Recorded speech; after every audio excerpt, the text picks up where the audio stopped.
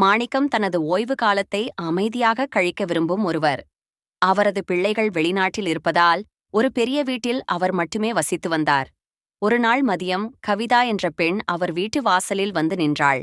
அவள் கையில் சில கோப்புகளை வைத்திருந்தாள். ஐயா, நான் ஒரு சமூக சேவை அமைப்பில் இருந்து வருகிறேன். முதியவர்களுக்கு இலவச மருத்துவ பரிசோதனை மற்றும் அரசு சலுகைகளை பெற்றுத் தருவதுதான் எங்கள் வேலை என்று மிகவும் மரியாதையாக பேசினாள்.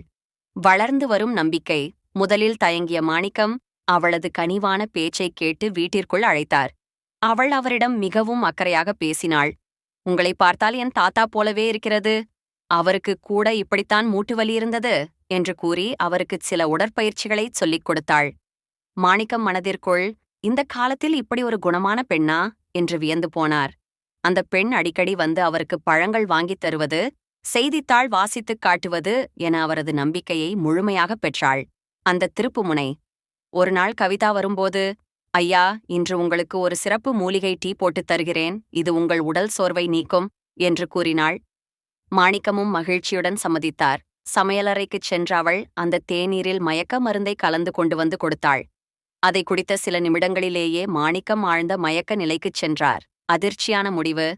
மாணிக்கம் மயங்கியதை உறுதி செய்த கவிதா உடனடியாக தனது பையில் இருந்த ஒரு கருவியின் மூலம் வீட்டின் பாதுகாப்பு அலாரத்தை அணைத்தாள். பீரோவின் சாவியைத் தேடி எடுத்து அதிலிருந்த நகை மற்றும் ரொக்கப் பணத்தைச் சுருட்டிக் கொண்டாள். அவள் உண்மையில் எந்த தொண்டு நிறுவனத்தையும் சேர்ந்தவள் அல்ல.